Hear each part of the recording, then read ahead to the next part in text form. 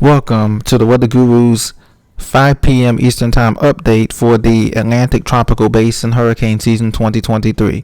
As you know, Tropical Storm Bret is already on top of making landfall very near Barbados as we speak, as it continues its westward approach toward the Lesser Antilles at 16 miles an hour.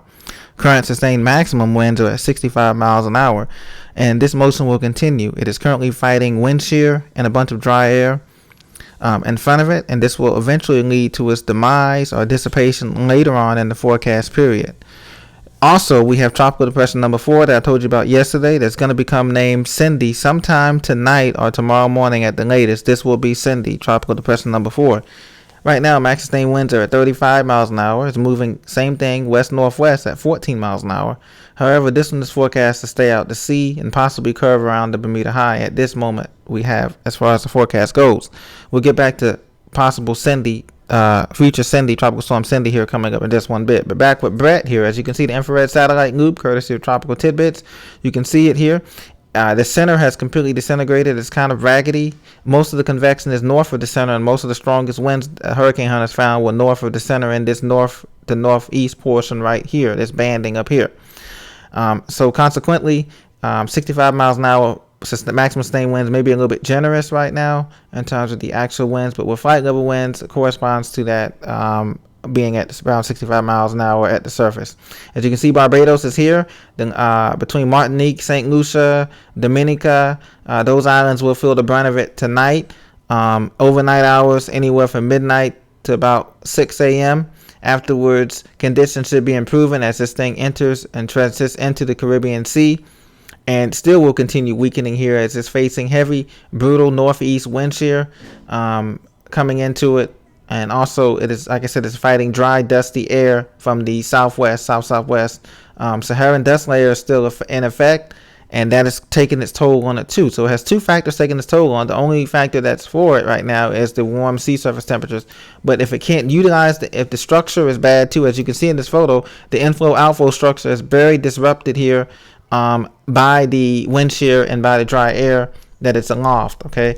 And so if the structure's not there at all, it can't take advantage of the warm sea surface temperatures, and that's why the Hurricane Center is going to have this thing disintegrating by, let's say, this is Thursday, so by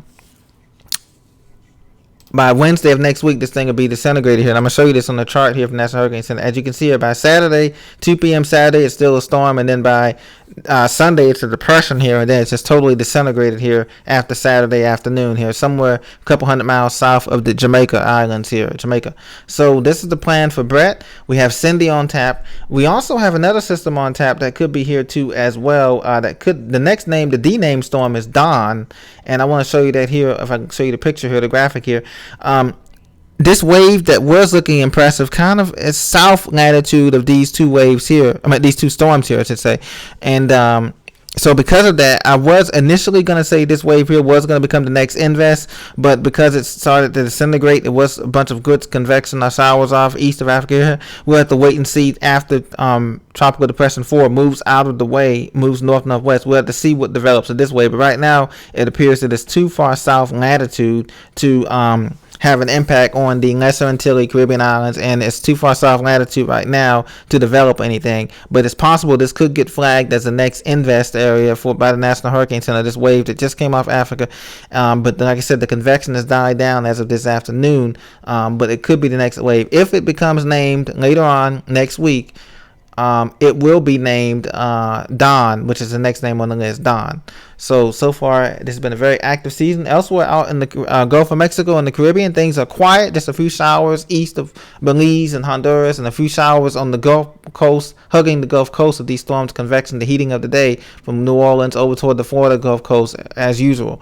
So this is very great news. But back to Tropical Storm Bret here. The main threats, of course, will be heavy rainfall, but even that's somewhat diminished as most of the rain is to the north side, and these islands, are very mountainous, so they could have some mudslides and some showers, but that's going to be kept to a minimum because the speed of this thing is going to be accelerating. It's already moving at 14 to 16 miles an hour. As you can see in the water vapor here, I want to show you in the water vapor, you can see the dark patches there. All of that is dry air. In addition to the wind shear, you see all these high cirrus clouds fanning out of the system. That's the wind shear blowing away the thunderstorms. So the storm can't get vertically stacked, meaning in the lower, mid, and upper atmosphere. Basically, there's 3 levels of atmosphere: the lower, the mid, and the upper. Right? If it can't get vertically stacked like a sandwich, stacked up and totally rotating all on one accord, because of the wind shear, it can't intensify. Now, if there was no wind shear, and if there was no Saharan dust, dry air layer around the system, this would be a hurricane. This would have been a hurricane, and this would have been possibly heading into the Caribbean as a category 1 or 2, close to a major hurricane. But because we have the heavy wind shear, hostile northeast wind shear, and a hostile Saharan dust layer, it can't take advantage of the sea surface temperatures. And you can see the tropical storm behind it here. There's going to be Cindy. It's going to be coming into that same environment. But the difference with Cindy's going to be moving on a north. This tropical depression 4 here, I'm going to show you this on the satellite. On the picture here, this is going to be moving in a northwest direction, so it's going to have a chance to kind of avoid some of the upwelling effects from Bret. But as you can see, most of this storm is south. This storm is heavy convection on the south of center, as I put it in the motion here, as you can see. So that is different here, but it's better organized structurally than Bret right now in terms of its structure. As you can see, there's great outflow, there's great high cirrus outflow, clockwise outflow up top. Fanning of the clouds, cooling. There's great inflow, as you can see here, as these banding on the south is starting to appear.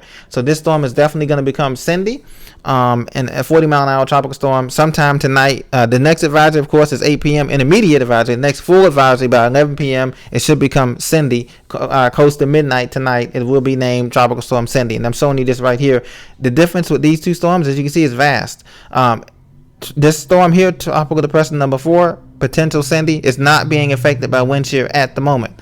Okay, and also the structure of the system is much better, but it's moving northwest at 14 miles an hour, and I'm going to show you that here. We're going to go to Cindy now. I want to show you some details about Cindy. This is the advisory that came out 5 p.m. Atlantic Standard Time, and you can see the forecast cone here. It is forecast to move up into so because of this means that the Bermuda High is going to be weakening and allowing this system to move up into this area here by Tuesday of next week as a depression. But either way, it's forecast to weaken because, like I said, there's hostile winds.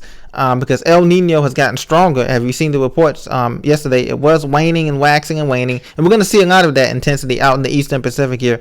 But in the meantime, this system is forecast to become a tropical storm. And let's look at the strength intensity of this storm here coming into, I believe it should be around the same. It should be around a 40 or 50 mile an hour storm here coming into the later Bahamas here. They haven't quite gave that graphics here. Let's see if they have that graphic here.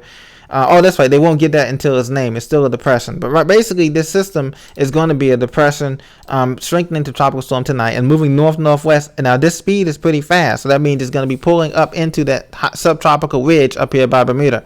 So west-northwest at 14 miles an hour. It's going to be moving at a pretty fast clip. As you can see, by Sunday, it's already north, almost north of the Hispaniola and Puerto Rico. By that time frame, and by Tuesday it's disintegrated here as it's going to be absorbed into either absorbed into this frontal boundary or trough. Is going to come and absorb it, and basically that's going to be it. So this storm here is also going to be one that's going to disintegrate. So the good news is, in both of these scenarios, ladies and gentlemen, is that these storms are going to be disintegrated and no impact to the continental U.S. or even much impact in the Caribbean, with the exception of heavy rain and gusty winds up to hurricane force. But that's nothing that they haven't seen before down in the Lesser Antilles or Puerto Rico for that matter. But Puerto Rico and Dominican Republic won't be affected too much by the storm, as most of the showers by that time will just be of the garden variety thunderstorms and occasional few gusts to 40 miles an hour. I think they can handle that after what they've had with Maria and other storms in the past. But for the islands, like I said, if you're in St. Lucia, if you're in Barbados right now, if you're in Martinique, Guadeloupe, Dominica, those islands are going to experience the worst of it tonight. Winds will be gusting anywhere from 65 to 80 miles an hour with some of the higher gusts, okay? And then the rainfall totals will be cut down significantly because of the dry air entrained in the system, and the speed of the system is moving so fast that basically you probably will only accumulate 2 to 6 inches of rainfall, 8 inches maximum in some of the mountainous areas that experience the highest of the highest mountainous areas, okay? And because of that, there may be beneficial rain. As you know, many of these islands collect the water through catchments on the roof systems, and so that may be beneficial rain for some of these islands this early in the season. So that's a blessing for them in disguise. System will move on, it will disintegrate, and then we have Tropical Storm Cindy. Don is the next system after the D name, and that maybe will be coming, but we don't know yet because that wave is looking very uncertain out here in near the Cape Verde Islands, as in the south latitude of these two systems here.